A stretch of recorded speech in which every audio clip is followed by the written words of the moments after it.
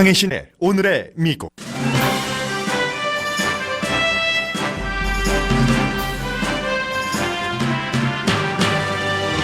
어제는 테크놀로지 주식이, 오늘은 소매체인이 주식시장을 크게 끌어내렸습니다. 테크 주식은 오늘 몇 시간 만에 1년 동안 올랐던 것이 다 지워졌고 암호화폐도 크게 내려갔습니다. 투자가들은 세계 경제가 연결된 현재 미국 경제 기반이 무역전쟁 후유증을 이길 정도로 강하지 않다고 분석합니다. 골드만삭스는 2019년은 캐시 가치가 높아질 것이라고 예상했습니다. 반면 대통령 수석 경제자문은 오늘 미국의 불황은 없다고 강조합니다. 중간 선거 직전 캐러밴이 침략자라고 규정하고 침략자를 막기 위한 목적으로 국경에 보내졌던 군인들이 선거가 끝난 뒤 모두 집으로 돌아가고 있습니다. 불법이건 합법이건 미국 땅에 발을 디딘 사람은 누구나 난민 신청을 할 수 있다는 연방판사의 임시 판결로 캐러밴은 난민 신청을 할 수 있게 됐습니다.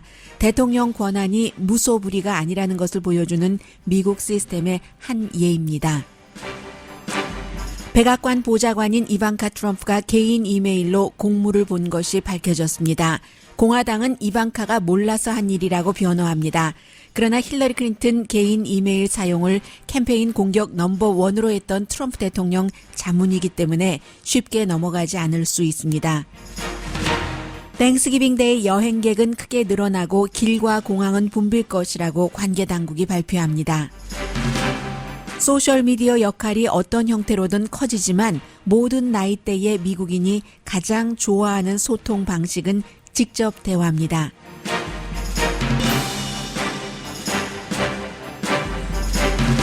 여러분 안녕하십니까? 오늘의 미국 강희신입니다. 중간선거가 끝나고 여러분들께 전문가의 분석을 전해드렸습니다마는 가장 중요한 것이 미국 경제가 어떻게 될 것인가.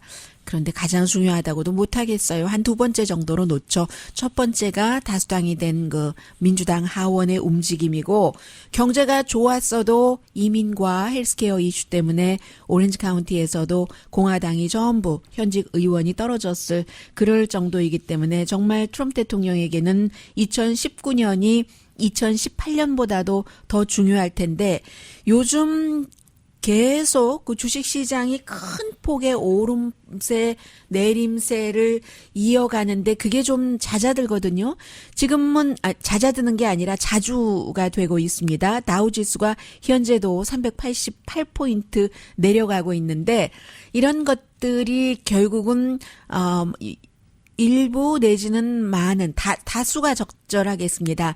다수의 전문가들이 예상하는 주식시장의 그 랠리의 멈춤, 그리고 그런 것들이 경제로 연결이 되고, 이미 주식시장이 괜찮은 때 주택시장이 차가워지기 시작했고 해서 결국은 경제가 그다지 좋지 않을 것이다라는 전망이 나오고 있거든요. 그런데 오늘 아침에 백악관의 경제, 그것도 이제 수석 경제자문이라고 볼 수 있는 레리 컬드로우가 기자들에게 미국의 경기 불황은 절대로 있을 수가 없다라고 발표를 했습니다. 그런데 그때가 이제 동부 시간으로 9시 20분이었는데 다우지수가 한 500포인트 내려가던 그런 시점이었거든요. 그리고 레리 컬드로우 이 사람이 2007년도 12월 달, 그러니까 미국 경기 불황이 오기 한 달쯤 전에 절대로 미국의 경기 불황은 없다. 그 당시에 그 내셔널 리뷰에 글을 썼었던 사람입니다.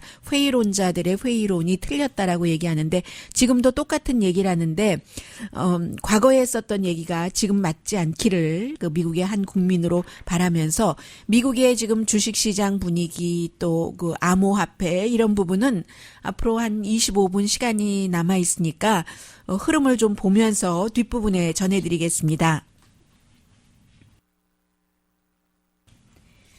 땡스기빙 데이, 내일 모레예요. 목요일입니다. 11월의 넷째 주. 세월이 너무 빨라서요. 그래서 이제 땡스기빙 데이가 되면은 모든 사람들이 집으로 가는데, 올해는 더 많이 간다고 하는데 역시 후반부에 전해드리겠습니다. 그런데 정말 죽자 사자 집을 떠나서 받아주기 싫다는 나라로 오고 있는 사람들이 있습니다. 과거에 한국 분들도 한국 전쟁에서도 그랬고, 또 어떤 경우 일본으로 피난을 제주도에 사시는 분들이 먹고 살 게 없어서 일본으로 갔어야지 되는 그런 분들도 굉장히 많고요. 아무튼 미국이 그렇게 싫다고 하는데도 지금 공화당 행정부가 중미에서 오고 있는 그 캐러반들이 있습니다. 이런 분들 어제 말씀드린 것처럼 굉장히 드라마틱한 연방 그 대법원이 아니라요. 그 연방 판사의 판결이 있었는데 팍스 뉴스는 오바마가 지명한 판사가 트럼프 대통령의 난민 정책에 나쁜 판결을 내렸다. 이렇게 보도를 하고 있는데 이 난민 정책은 결국은 크게는 이민 정책이고 이게 우리가 난민이 아니더라도 대부분의 모든 그 일반 이민자들에게도 결국은 해당되는 부분이거든요. 특히 가족 초청을 하고 기다리시는 분들은 미국의 난민에게 빡빡하게 구는 이민 정책이 여러분들이 초청을 한 가족 이민 초청 케이스에서 결코 좋을 리가 없습니다. 그래서 맞습니다. 팍스의 지적이 맞습니다. 오바마가 지명한 연방 판사가 트럼프 대통령의 빡빡한 이민 그 행정명령을 지우고 있다. 이래서 이제 다른 것들은 그 이슈에 따라서 의견이 다를 수 있지만 이민자들로서는 어떤 행정부 또 어떤 이민에 대한 생각을 갖고 있는 대통령이 정권을 잡느냐가 공통적으로 다 영향을 미치게 되는 거죠. 이제 대통령과 연방 법무부는 지금 그 중미에서 오는 사람들이나 아니면 뭐 크게 뭉뚱그려서 현재 그 미국의 이민자로 오고 있는 사람들이 대부분 미국에 도움이 안 된다. 이제 그 뭐 장점을 뭐 취한다 뭐 이런 얘기잖아요. 가족 이민보다는. 그래서 난민 같은 경우는 조국에서 고통을 받아서 미국 땅에 뭐 합법적으로든 불법적으로든 일단 국경을 넘어서 난민 신청을 하는 것 미국에 도움이 되지 않기 때문에 이것을 그렇게 하지 못하도록 딱 그 완전한 그 합법적인 케이스에만 난민 신청조차 할 수 있도록 그 대통령이 이달에 11월 9일이었어요. 행정명령을 발동시켰습니다. 그러자 샌프란시스코가 미국 연방 그 판사들 가운데서도 법원 가운데서도 굉장히 진보적인 그 법원이잖아요. 존 에스 그 타이거 판사가 이렇게 될 경우 이민자들에게 돌이킬 수 없는 피해고 미국의 크레딧도 문제고 무엇보다도 대통령이 의회가 수십 년 동안 지켜왔었던 난민법을 새로 고쳤을 그럴 그 권한이 없다. 그래서 임시적으로 대통령의 이 행정명령을 시행하지 못하도록 판결을 했습니다. 12월 19일까지예요. 글쎄요. 그 사이에 뭐 얼만큼의 난민이 미국에 도달할지는 모르겠습니다만은요. 대통령은 선거 직전에 중미에서 오고 있는 캐러반 행렬들을 뭐 범죄 집단이다, 갱 멤버가 많다, 심지어는 아랍 사람들, 중동 사람들, 무슬림이 그 안에 있다라고 얘기를 하면서 군인들을 쭉 보냈잖아요. 그 군인들 지금 집으로 돌아오고 있습니다만. 그래서 합법적으로 그 국경에서 딱 그 특정한 그런 그 국경 수비대 같은 것을 통과를 하고 도착을 하면은 난민 신청을 받아주겠지만 받아줘도 80% 이상이 난민 그 신청에서 합격을 하지 않습니다. 거부당합니다. 지금 뭐 90% 이상 될지도 모르겠어요. 그런데 이제 이것이 아니다. 그렇게 아니다라고 하는 것은 이유가 있는 거죠. 미국이라는 나라가 이민으로서 만들어졌기 때문에 일단 그 조국에서 갱 멤버의 공격을 당하던 아니면 어떤 그 정치적인 망명이던 이런 망명이나 난민 신청하는 사람들을 받아들이고 끌어안는 게 미국이었습니다. 그런데 지금 트럼프 행정부 들어서 여러 그 중동 쪽에서 오는 난민 여행 금지도 몇 번이나 이렇게 해보려고 하고 안 내보려고 하고 하다가 결국은 트럼프 대통령의 마음대로는 되지 못했죠. 그리고 이제 이런 케이스에 대해서 그 연방 그 법원에서 판결을 해야지만 되는 것은 정말로 이런 사람들과 아무런 연관이 없는 알지도 못하는 미국 사람들이 미국 인권자유연맹을 포함한 여러 조직들이 모르는 사람들을 위해서 뭐 그들도 나름대로의 다 뭐 정신이 있는 것이고요. 해서 고소를 했기 때문에 이 같은 그 판결이 나온 겁니다. 난민 신청자의 권리를 막을 정당성은 없다라는 것이고요. 그리고 이제 다카 같은 경우도 어렸을 때 부모 따라서 미국에 와서 본인이 미국 시민인 줄 알고 살았던 그런 그 청년들이 미국에서 합법적으로 거주할 수 있고 뭐 영주권을 신청을 하고 일할 수 있게 하는 이 다카, 이것도 트럼프 대통령이 중간에 말을 마구 바꿨어요. 어떤 때는 민주당 그 지도자들을 만나서 my friend Chuck Schumer 또 낸시 펠로시 하면서 다카를 어떻게 할 것처럼 하다가 끝내려고 이제 최종적으로는 그렇게 했는데 이것도 법원에서 지금 그 좌절됐고요. 그래서 맞습니다. 오바마가 지명한 판사가 이렇게 트럼프 대통령의 이민에 대한 강성 정책을 막고 있는데 그게 중요한 것이 낙태도 금지시킬 수 있고 어퍼머티브 액션도 막을 수 있고 반면에 총기 규제는 안 막을 수도 있고 지금 연방 대법원의 판사가 5대4로 보수가 많기 때문에요. 이래서 이제 이런 것들이 굉장히 중요하다고 말씀을 드리겠고요. 그리고 캐러번은 지금 미국 쪽으로 오고 있는데 멕시코 티아나에 뭐 몇천 명이 도착을 해서 그 가운데 얼마가 미국에 도착할지는 모르겠습니다만은 그런데 캐러밴을 막기 위해서 국경에 배치했던 미군들이요. 대통령의 명령으로 그곳에 갔죠. 중간 선거 직전에. 그런데 지금 돌아오고 있거든요. 지금 국경에 보내진 뭐 한 5,800명 정도 된다고 하던데요. 이렇게 저렇게 해서 세관국을 도우려고 모두 12월 15일 이전에 집으로 돌아간답니다. 이게 이제 군 최고 사령부에서 발표를 한 거예요. 그것도 역시 트럼프 대통령의 명령에 의해서 돌아가는 거죠. 침략자를 막기 위해서 invasion이라고 얘기를 했는데 침략자를 막기 위해서 국경에 보내진 군인들이 침략자는 트럼프 대통령의 표현에 따르면 도착하기도 전에 지금 크리스마스를 이제 가족들과 함께 보내기 위해서 집으로 돌려보내지는 겁니다. 그리고 이제 대부분의 이런 군인들이 직접 그 난민들을 맞이하고 할 수가 없어요. 그런 일을 하질 못하고 뭐 국경 수비대라든가 보조 역할밖에 못 하거든요. 그러니까 이제 엔지니어라든가 뭐 수송 담당이라든가 이런 사람들인데 집으로 돌아가고 있고 얼마나 그 자원과 인력 낭비냐. 뭐 선거 전에 여러분들께 말씀을 드렸습니다. 팍스에서도 더 이상 캐러번 침략자다 이런 얘기 하지 않고 있거든요. 선거용이었습니다. 어쨌든 그들이 도착하기도 전에 이런 모습을 보이고 있고 이런 것들을 이제 국민들이 알아가고 있고요.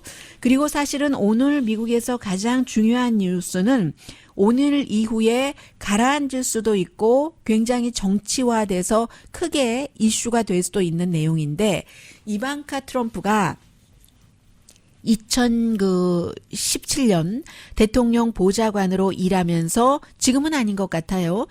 수백 통의 이메일을 개인 이메일로 쓴 거예요. 공식적인 이메일이 백악관이니까 백악관 이메일이 있겠죠. 있는데도 ijkfamily.com 남편과 자레드 쿠슈너와 공유하는 이메일이라고 하죠. 그래서 이 이메일로 정부 일을 했다는 겁니다.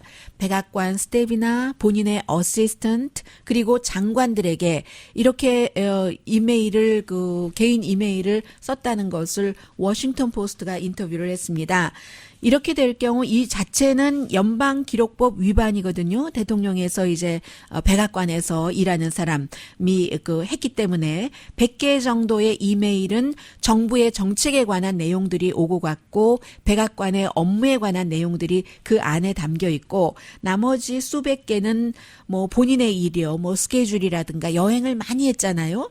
뭐 대통령의 딸로서 아무것도 모르면서 보좌관으로 임명이 돼서 그 당시에는 이제 안겔라 머르켈 독일 총리 같은 사람도 좀 트럼프 대통령과 잘 지내보려고 이방카를 초대해서 같이 앉아서 무슨 여성 포럼 같은 데서 일을 했고 또 뭐 유엔 사무총장도 만나고 다른 나라의 그 지도자를 많이 만났잖아요. 그런저런 그 일들에 관한 개인적인 스케줄이라든가 여행이라든가 정책이라든가 정책은 특히 이방카가 본인의 회사를 운영하고 있었기 때문에 처음에는 뭐 패밀리 밸류 또 그 패밀리 그 가족에 관한 그런 정책이요. 패밀리 리브 같은 것 얼마나 많이 했어요. 그런 것들이 이 개인 이메일에 담겨서 장관에게 백악관 스텝에게 어시스턴트에게 이제 보내졌다 하는 얘기입니다.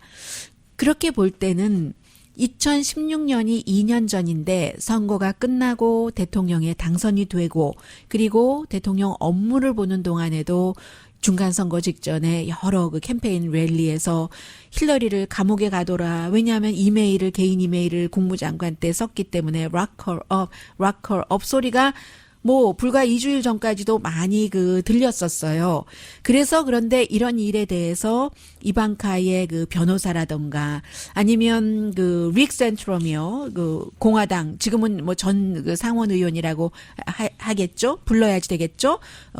그리고 이 사람이 트럼프 대통령과도 역시 그 대통령 그 선거 전에서 싸웠던 그런 사람인데 정부 하는 얘기가 뭐냐면은 힐러리 클린턴과 다르다. 물론 다릅니다. 닉 센트럼 전 공화당 상원 의원의 얘기부터 들어보시겠습니다.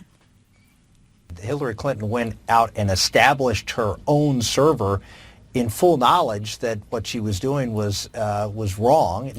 힐러리 클린턴의 경우는 본인이 하는 게 잘못된 것을 알면서도 서버까지 두고 했다. 맞습니다. 힐러리 클린턴 여러 그 국무부에서도 그렇게 하지 말라고 했는데도 힐러리 클린턴이 그런 말을 듣지도 않았고 나중에는 아예 그래봤자 뭐 미운 털만 박히니까 아예 트럼프 그 당시에 힐러리 클린턴 국무장관에게 나중에는 아무도 그런 건의도 안 했다고 하죠. 이 얘기 맞습니다. Number one, number two, this was a political person who had political aspirations, who was doing things, in her own interest as a political figure, as opposed to Ivanka. 네, 이 정치인으로서 힐러리 클린턴은 정치적인 목적도 있었고 그렇게 썼는데 이방카는 정치인이 아니다라고 얘기를 하죠. She's a daughter of the president. Yet she was not the Secretary of State dealing with a variety of very sensitive and classified information, even information that's not classified. But 갑자기 이방카가 대통령의 딸로 전락이란 단어는 전혀 어울리지 않는군요. 대통령의 그냥 딸에 머무르게 됐습니다. 이방카가 대통령이 얘기하기를 얼마나 훌륭하냐, 얼마나 똑똑하냐, 그리고 지금 직책 자체가 백악관의 선임 자문인가요? 그냥 자문인가요? 아무튼 대통령에게 자문을 하는 사람입니다. 그런데 공화당의 릭 센트럼 전 상원 의원이 대통령의 딸일 뿐이다. 힐러리 클린턴은 아주 예민한 이슈를 관장하는 국무장관이 아니었던가라고 얘기를 하고 기밀 정보는 없었다. 본인이 뭐 본 것 아니잖아요. 그런 얘기들을 하고 있고 또 다른 이방카의 변호사는 또 이방카는 지우지 않았다. 그 얘기 맞을 확률이 높을 것 같아요. 그리고 힐러리 클린턴처럼 서버가 없는 것도 뭐 맞습니다. 그런데 분명한 것은 그럼에도 불구하고 대통령 기록법 위반일 수 있다는 게 이제 대부분의 전문가들의 의견이고 그리고 이방카가 대통령의 딸이긴 하지만 정말 아무것도 모르는데 미국이니까 트럼프 대통령이니까 있을 수 있는 일이죠. 딸과 사위를 정치 경험이 없는 사람들을 선임 고문으로 자문으로 해놓고 있는데 그런데 그런 아무것도 모르는데 국내외 정책에 얼마나 많이 그 개입을 했습니까? 뭐 남편도 그렇지만 이 이방카도 G20 정상회담에서 대통령이 자리를 비운 사이에 미국 대통령 자리에 이 딸이 앉아 있었고 대통령이 외국 정상들을 계속 이렇게 소개를 시키고 세계 지도자들을 아주 그 거리감 없이 만날 수 있었던 사람이 이방카잖아요. 그런 면에서 이 공화당 이 정치인의 말은 좀 뭐 완전히 합리적이다라고는 생각되지 않고 이 부분은 순전히 또 앞으로는 그 민주당이 하원에서 다수당이기 때문에 민주당 하원의 움직임이 주목되는데 그 리차드 블루멘털 그 커네디컷이 지역구인 의원이 얘기하기를 의회나 아니면 그 국가의 정보 그 관계 당국에서 조사를 해야 된다. 이러한 모든 것들은 이방카가 법 위에 있다는 것이다. 몰랐다는 것은 이유가 되지 않는다라고 말합니다. Hypocrisy. And there's no way that she had no knowledge of the rules. But really, there's a larger story here, which is the mixing of public and private, as with her clothing brand and her public position. 네, 이 프라이빗하고 퍼블릭한 것을 믹싱한다는 게 이 트럼프 대통령 가족의 그 가장 결국은 4년 지나고 나면 뭐 8년이 될 수도 있습니다만 평가를 받을 만한 그 부분인데 특히 임기 초기에는 드러날 정도로 프라이빗하고 이 퍼블릭한 일들이 많이 그 혼합이 됐었고 그때 이 개인 이메일을 사용했다는 거죠. 그리고 몰라서 excuse 된다. 이건 말이 안 되는 것이라는 게 타당하다고 보여집니다. 1년 내내 캠페인 내내 힐러리 클린턴의 개인 이메일 사용을 그토록 그 공격을 했었고 그리고 모르는 것도 그 직무유기죠. 백악관의 대통령 자문이 되면은 공무를 그렇게 해야지 된다는 것을 알았어야지 되는 거고 그래서 과거에 그 대통령 주변에서 일을 했었던 사람들도 이것은 징조가 조금 나빠 보인다라고 얘기를 하는데요. 글쎄요. 이 정도 가지고는 정치적인 거래도 있을 수 있다. 분명한 것은 트럼프 대통령이 당분간은 트럼프 대통령이기 때문에 또 모르겠습니다만은 적어도 당분간은 그동안 해왔었던 크룩 힐러리, 락 her up 이런 얘기는 좀 안 들을 수 있겠다. 선거가 끝나고 2년이 됐고 진 사람인데 계속 그런 말을 들을 그 필요가 없잖아요. 다른 할 일들이 많은데 그리고 이게 또 그 공화당이 이방카 트럼프를 지나치게 방어하면 감정 싸움이 돼서 또 불필요하게 더한 조사로 이어질 수도 있다. 이 정도는 짐작이 됩니다.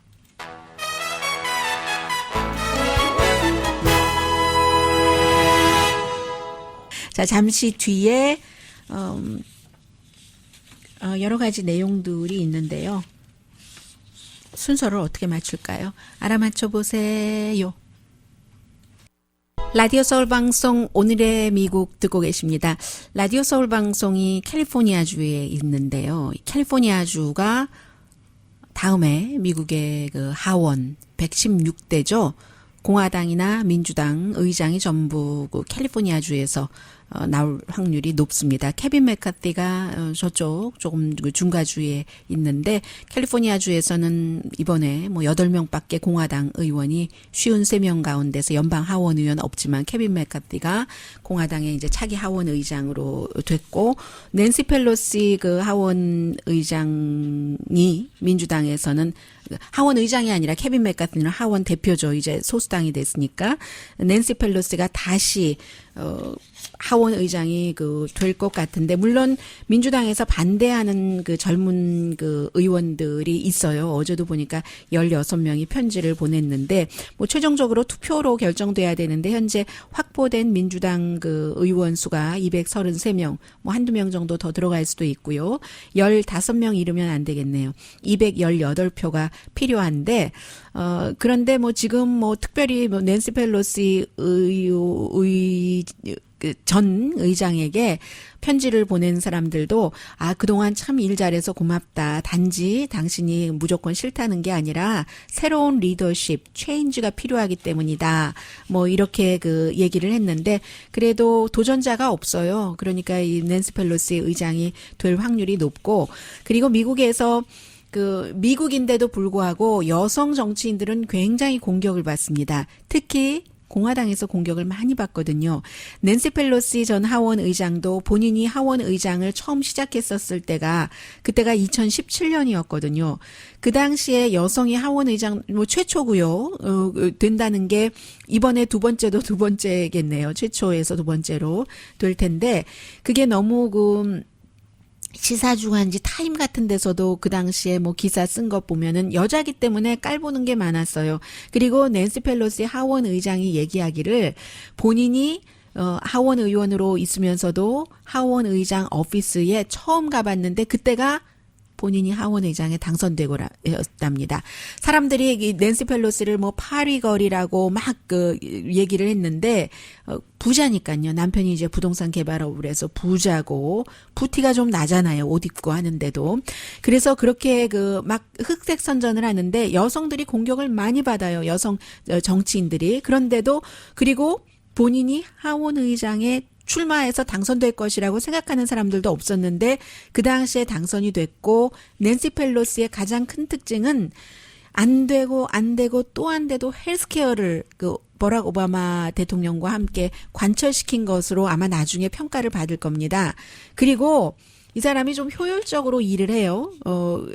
그리고 또 하나는 돈도 잘 모으고, 돈만 잘 모으고 일은 좀 못한다. 이러면 문제인데 돈도 잘 모으는데 일도 조금 효율적으로 해요. 그러나 물론 이 새로운 리더십이 필요하다는, 나이도 많고 그런 것들도 있습니다. 있기는 있지만 이번에 그 민주당은 아직까지는 그렇게까지 도전하기에는 인물이 부족하기 때문에 다이언 파인스타인 그 연방 상원 의원도 또다시 선출이 됐잖아요. 그런데 오늘 그 낸시 펠로시가 뭐라고 얘기를 하냐면요. 아, 다행이다. 트럼프 대통령 이번에 이제 적어도 그 민주당이 37석을 가지고 왔으니까요. 하원에서 트럼프 대통령이 이 민주당 그 하원 이긴 것 자체가 불법이라는 선언을 안 했네. 난 그것만으로도 너무 해피해. 그러니까 이게 지금 그 트럼프 대통령의 여러 성향이나 그런 것들 트렌드를 그 보여주고 있는데 그런 얘기를 하고 있고요. 그리고 지금 11명의 현재의 민주당의 하원 의원 5명 당선자들이 이 낸시 펠로시가 아니라 다른 그 지도부로 교체해야지 된다 하는 그 레터에 서명을 했는데 캘리포니아주에서 지금 그 민주당 그 오렌지 카운티에서 뭐 7사람 된 사람 가운데는 한 명도 이름은 없더군요. 그리고는 그 대통령이 그 기자증 그 박탈한 건 이제 완전히 짐 에코스타 CNN 기자에게 돌려줬는데 이것도 막 뉴스가 어제 요즘은요. 제가 뉴스 끝나고 딱 책상에 돌아가서 앉아서 커피 마시려고 하면 좀 전에 보도했었던 뉴스 가운데서 업데이트된 뉴스가 막 나오고 빠지고 하는 경우 많아요. 그런데 이제 어쨌든 이렇게 저렇게 해서 거기도 뭔가 세세한 얘기가 있는데 다 전해드릴 필요는 없을 것 같고요. 일단 백악관이 저널리스트에 대한 새로운 가이드라인을 발표했는데 이게 왜 중요하냐를 말씀을 드리겠습니다. 앞으로는 질문을 한 개만 하고 한 개 끝나고 나서는 마이크를 다른 사람에게 넘겨야지 된다는 거잖아요. 굉장히 재미없는 기자회견이 될 것이다. I'm sure. I'm so sure 입니다. 미국의 그 기자회견이라는 게 인터뷰도 그렇잖아요. 미리 질문지 주고 그 질문하는 것 앵커가 하고 그리고 답변하고 그 다음에 다음 질문으로 가고 거기서 뭐가 나오겠어요. 외교관 질문하는 것과 똑같이 나오죠. 심지어 미국에서는 외교관들도 가끔 새로운 내용들을 얘기를 하는데 굉장히 재미없는 인터뷰가 될 것이다. 아주 뭐 이런 인터뷰 이런 기자회견 왜 하지? 라는 소리도 나올 수 있겠구나. 팔로우업 질문이 안 된다는 얘기거든요. 지난번에 대통령과 미국 기자가 그 불을 일으켰던 게 팔로우업 질문 때문이었고 그 팔로우업 질문 때문에 일부에서는 짐 에코스타 CNN 그 특파원이 좀 무례했네 하고 어떤 사람은 대통령이 무례하게 하게 했네 하는데 이게 미국을 이끌어가는 대통령과 일개 기자가 동등하다 하는 것이고 질문 안 했으니까 팔로우업 질문 이 사람은 뭐 그 이슈가 다른 질문을 하기는 했습니다만 그런 것이잖아요. 그래서 백악관에서는 룰을 어기면 박탈을 하겠다 하는 건데 굉장히 기계적인 이것을 그대로 적용을 하자면 기계적인 기자회견이 되거나 아니면 이 룰이 흐지부지 없어지고 말 것이다 하는 그 오랜 이런 보도를 한 사람으로서의 느낌이라고 할까요? 백악관에도 좋지 않죠. 이 기자들이 항상 그 팔로우업 질문 대통령이 받기 싫어하는 질문을 통해서 답변을 안 하고 넘어갈 때 또 다른 방식으로 하면서 유도를 해서 끌어내서 국민들에게 보여주는 거잖아요. 실제로 지금 대통령이 말하는 것이 이것이고 행간의 진짜 뜻은 이것이다. 이게 기자의 역할이니까 다소 그런 아주 그 치열한 신경전에서는 뭐 좀 그 불이 좀 일어나기도 해야지 되죠. 그런데 이제 그게 없고 하나 질문하고 끝나고 그러면 뭐 그 프레스 릴리즈 페이퍼로 작성해서 그 돌리면 되겠네요. 자, 그런 생각도 들고요. 오늘 워싱턴 포스트가 또 그 보도한 것 가운데 하나가 대통령이 이라크와 아프가니스탄을 군통수권자로서 국방부를 그렇게 강조하고 국방부의 챔피언이라고 스스로 얘기를 하는데 왜 안 가느냐 질문이 끊임없이 이어지니까 결국은 팍스의 앵커조차도 대통령에게 이게 좀 아닌 것 같다라고 얘기를 하니까 아마 대통령이 그 뭐 이라크나 아프가니스탄을 방문을 할 것인가 봅니다. 그런데 대체로 이제 깜짝 방문을 하죠. 미리 스케줄을 얘기를 하면은 그 신변 안전에 문제가 있으니까 미국 대통령에. 그래서 모든 대통령들 뭐 부통령까지도 도착하고 국무장관도 어떤 때는 존 케리도 전에 아프가니스탄에 도착하고 나서 도착했다 이렇게 보도를 했잖아요. 이번에도 아마 가기는 갈 수밖에 없는 형편이 됐어요. 2년이 넘었는데 대통령이 미국 군인들이 가장 고생하는 곳에 안 가니까. 그런데 이제 그 안 가는 이유에 대해서는 이래서 대통령이 워싱턴 포스트를 싫어하죠. 전쟁 지역에 가는 것을 두려워한다는 거거든요. 본인의 그 신변 안전. 뭐 그럴 수도 있겠네요. 비 오면 머리 젖는 것 때문에 캠페인도 중요할 수 있어요. 트럼프 대통령에게는. 누구에게나 다 유니크한 점이 있으니까 캠페인을 취소하나 생각을 해보고 실제로 이제 묘지에 가는 것도 취소를 하고 했으니까 그럴 수도 있고요. 또 트럼프 대통령이기 때문에 더 적대 세력도 많으니까 다른 대통령보다도 그 신변 안전을 뭐 더욱 예민하게 생각할 수도 있고요. 아무튼 워싱턴 포스트의 보도는 그렇습니다. 오늘 트럼프 대통령이 굉장히 싫어할 그런 그 보도예요. 잠시 뒤에 전해드리죠. 지금 주식시장 굉장히 흔들리고 있거든요. 이 흔들림이 한 번, 두 번, 세 번도 아니고 내년에 어떻게 되는가 하는 것을 보여준다고도 볼 수 있고요.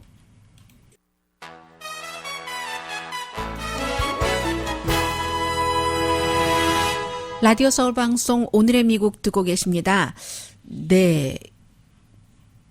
페이스북, 아마존, 애플, 넷플릭스 그리고 뭐 구글의 모회사인 알파벳 전부 이 회사들이 오늘 뭐 몇 시간 만에 1조 달러를 잃어버렸거든요. 올해 가진 거 다 잃어버렸고 다우지수도 마찬가지입니다. 어제 이제 뭐 애플과 하고 페이스북이 나쁜 뉴스가 있어서 뭐 페이스북도 6% 떨어지고 애플은 판매가 조금 저조하대요. 그래서 최신 아이폰 주문도 드렸다고 하는데 그래서 5% 내려갔고 페이스북 같은 경우는 요즘 뭐 러시아 그 사태 때 가짜 뉴스가 많이 나오는 것도 제대로 대처하지 않았다.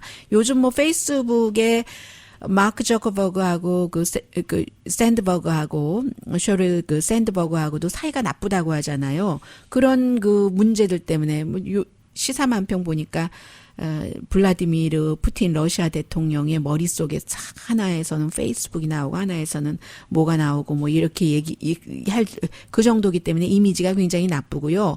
뭐 알파벳도 4%가 내려갔는데 오늘도 뭐 계속 내려가고 있고 오늘은 또 전형적인 테크놀로지가 아니라 타겟의 주식값이 내려가서 분기 판매가 예상에 못 미쳤기 때문이거든요. 그래서 지금 뭐 다우, S&P, 나스닥 지수 1년 내내 얻은 거 다 뭐 어제 오늘 사이에 이틀 사이에 잃어버렸습니다. 그러면 블랙 프라이데이가 내일 모레 글피인가요? 오늘 화요일이니까. 그래서 이거 어떻게 되는 건가? 전국 소매협회는 할러데이 소비가 올타임 하이라고 얘기를 하거든요. 지난해보다도 4.1% 사람들이 더 많이 쓸 것이라고 하는데 이 같은 좀 나쁜 뉴스에 흔들려서 뭐 다우가 어제도 1.6% 빠졌는데 지금 거의 400포인트 빠지고 있거든요. 뭐 나스닥, 뭐 S&P도 마찬가지고 전문가들은 경제가 좋다 하지만 세계가 한꺼번에 묶여 있기 때문에요. 이 무역 전쟁이 결국은 미국 뭐 여러 가지 수치가 좋다고 하는데 그런 것들을 미국 경제가 견딜 만한 기반이 안 된다고 보고 있는 겁니다. 그렇게 강하지는 않다고 보고 있다고 제 얘기가 아니라요. CNBC라든가 뭐 팍스 비즈니스라든가 이런 곳에 출연해서 얘기하는 전문가들의 말을 제가 좀 공통적으로 말씀을 드렸고요. 비트코인도 다른 암호화폐와 마찬가지로 지난 1년 사이 최저여서 6월보다 32%가 내려갔고 뭐 라이트코인은 더해요. 69%가 내려갔거든요. 그래서 오늘 그 블룸버그가 그 특히 이제 골드만삭스의 전문가들의 말을 인용을 해서 보도를 하고 있는데 지금은 위험을 좀 피할 때다. 주식 시장이 뭐 내년에 뭐 50% 이상 내려간다라고 예상한 사람들도 있고 그게 한 2개월 그 정도 전인데 지금 많이 그럴 수도 있다는 것을 보여주기도 하는데 위험을 피할 때이기 때문에 캐시가 가장 경쟁력이 있고 지금 이자율도 올라가고 다음 달에 또 당연히 올리는 것으로 보고요. 기준금리 연방준비제도가 그래서 투자가들이 방어적인 위치로 되는 거죠. 뭐 유틸리티 이런 주식은 사요. 그런데 나머지는 지금 안 사고 팔자를 하고 심지어는 던지기까지도 하는데 골드만삭스가 시나리오를 세 가지로 내놨습니다. 첫 번째는 50% 가능성이다 하는 건데 S&P 500가 50% 내려갈 것이다. 아니 이제 50% 내려가나요? 50% 내려가는 건 아니네요. 50% 내려가는 건 아니고 올해에 2,850까지 회복이 해서 어제 2,690이었거든요. 내년에 끝까지 다 가야 3,000 정도 될 것이다. 이게 그러니까 큰 변화는 없는 거죠. 그리고 두 번째는 한 30% 가능성 내려간다. 2020년도에는 본격적인 불황이 시작된다. 해서 2019년도에 S&P 500가 요즘은 다우보다 S&P 500로 많이 봐요. S&P 500가 첫 번째 가능성인 3,000이 아니라 2,500이 될 것이다. 그리고 세 번째로 높아진다는 사람도 있어요. 가능성 한 20%. 경제가 장기적으로 좋아져서 백악관에서 얘기하는 것처럼 내년에 S&P 500가 3,400까지 될 것이다. 이런 전망 저도 하겠네요. 세 가지로 나눠놓고. 에이 참. 말씀드리고 보니까 죄송합니다.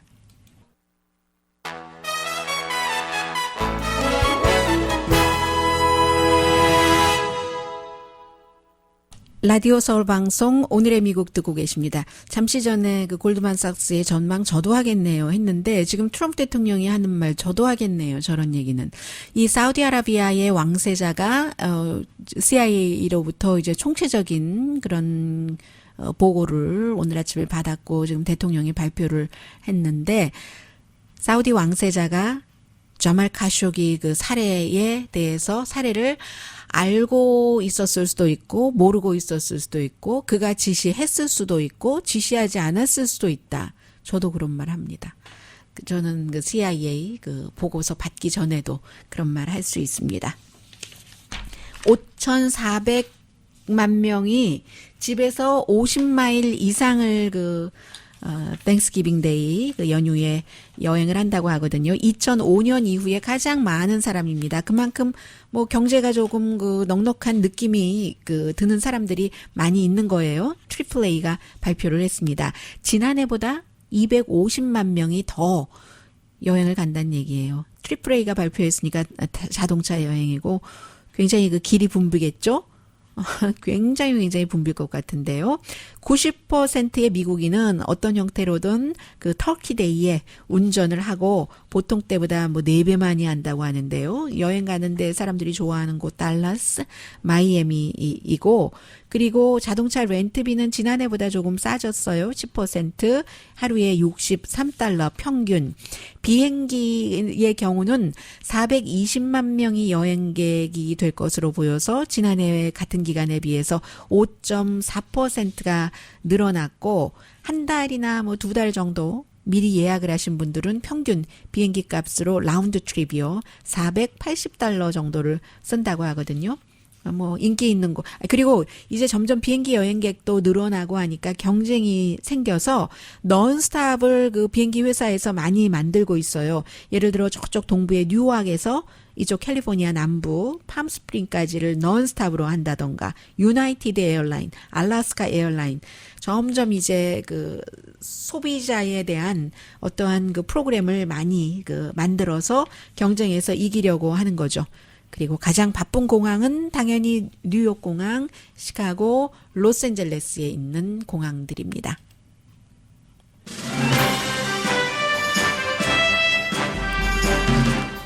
어제 짧게나마 미국 사람들이 소셜 미디어에 대해서 생각하는 건